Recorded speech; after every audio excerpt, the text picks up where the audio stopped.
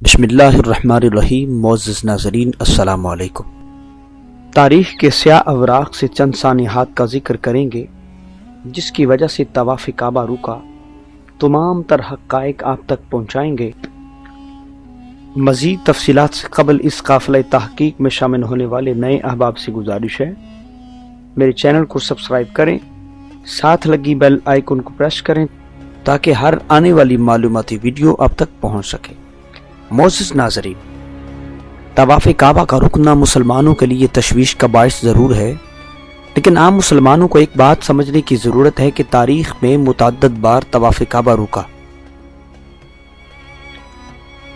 خانہ کعبہ کا طواف پہلی بار سن 64 ہجری میں رکا۔ یزید کے حکم پر 20,000 کا لشکر خناس مدینہ منورہ کی بے حرمتی کرنے کے بعد ابن نمیر کی سربراہی میں مکہ معظمہ پر حملہ آور ہوا۔ حضرت عبداللہ ابن زبیر رضی اللہ تعالیٰ عنہ آپ نے بھرپور مقابلہ کیا، لیکن حالات سازگار ہو گئے۔ لشکر خناس نے بیت اللہ پر شدید سنگباری کی۔ ان کی خباثت اور کمینگی کی انتہا یہ تھی کہ تمام صحن حرم پتھروں سے بھر گیا۔ آخر کار طواف کعبہ معطل رہا اور کئی دن تک معطل رہا۔ غلاف کعبہ کو جلا دیا گیا، بیت اللہ شریف کے دروازے کا پردہ تک جلا دیا گیا اور حرم کعبہ کے کئی ستونوں کو شہید کر دیا گیا۔ آخر کار اللہ رب العزت کے قہر اور جلال کے آثار نمودار ہوئے۔ شدید طوفان اور آندھی اور آسمان سے آگ برسنے لگی، جس کے نتیجہ میں جس منجیک سے سنگ باری کی جا رہی تھی وہ منجیک چلانے والے تمام کے تمام لوگ جل کر خاکستر ہو گئے۔ ابن نمیر اور اس کے ساتھی ابھی کعبہ معظمہ کی بے حرمتی میں مصروف تھے تو یزید کو موت نے آن دبوچا۔ عبداللہ ابن زبیر رضی اللہ تعالیٰ عنہ پکار کر کہنے لگے، تمہیں گمراہ کرنے والا تو مر چکا ہے۔ یہ سنتے ہی تمام لشکر بھاگ کھڑا ہوا۔ یہ تو تھا سب سے پہلا احوال۔ اب بات کرتے ہیں 317 ہجری کی۔ تاریخ میں مشہور واقعہ 317 ہجری میں فتنہ کرامتیہ پیش آیا۔ یہ وہ خطرناک گروہ تھا جو حج کو جاہلیت کے زمانے کا عمل قرار دیتے تھے۔ ان لوگوں نے تقریباً 10 سال تک مسلمانوں کو فریضہ حج ادا کرنے سے روک کے رکھا۔ یہ تاریخ کے اندر سیاہ ترین یہ دور تھا کہ 10 سال تک حج کے فریضے سے روک کے رکھا اور شہن حرم میں حجاج کرام کا قتل عام کیا گیا اور کعبہ کی دیواروں پر ان کا خون لگایا جاتا، یہاں تک کہ ان لوگوں نے حجر اسود کو چوری کر لیا اور چوری کر کے اپنی علاقے کے اندر لے گئے۔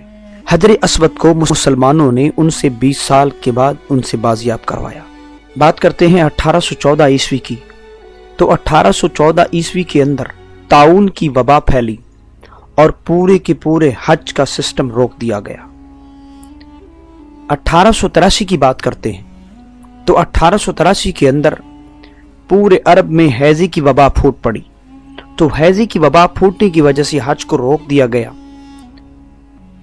تو اب بات کرتے ہیں 1979 کی۔ 1979 کے اندر جھیمان العتیبی نے جب حرم کعبہ پر قبضہ کر لیا تو 2 ہفتوں تک طواف کعبہ معطل رہا۔ طواف کعبہ نہ ہو سکا اور مسجد حرام میں نماز بھی ادا نہ کی جا سکی اور نہ ہی اذان ہو سکی۔ بات کرتے ہیں 2017 کی۔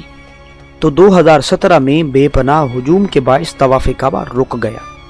اس کے علاوہ تاریخ کے اندر ایسے سیاہ ترین دن بھی گزرے جن میں شدید بارشیں اور سیلاب کے باعث متعدد دفعہ طواف کعبہ روکنا پڑا، لیکن یاد رہے شدید بارشوں اور سیلاب کے باعث لوگ تیراکی کر کے طواف پھر بھی کرتے رہے۔ جب سیلاب میں زیادہ طغیانی آئی تو تاریخ نے یہ بھی لکھا کہ آبی مخلوقات کو دیکھا گیا جس میں سانپ اور مچھلیاں بہت سے آبی جانور شامل ہیں جو حکم ربی سے طواف کعبہ کر رہے ہیں۔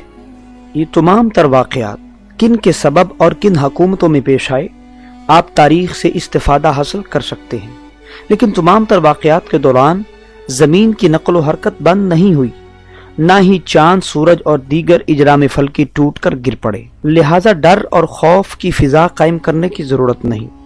حالیہ کورونا وبا کے دوران سعودی عرب نے انسانوں کی فلاح کی خاطر مطاف کا ایریا خالی کروا کر صفائی ستھرائی اور جراثیم کش ادویات کا چھڑکاؤ کیا تو لوگوں نے سعودی حکومت کو لعن طعن کہنا شروع کر دیا، गुजारिश है तो सऊदी हुकूमत को लान तान करने की बजाय उम्मत मुस्लिमा को अल्लाह रब्बुल इज्जत से इस आफत से पनाह मांगने और तौबा इस्तिगफार करने की ज़रूरत है, क्योंकि वही रब्बे रहमान है, हमारी मुश्किलों को हल करने वाला और ज़रूरतों को पूरी फरमाने वाला है।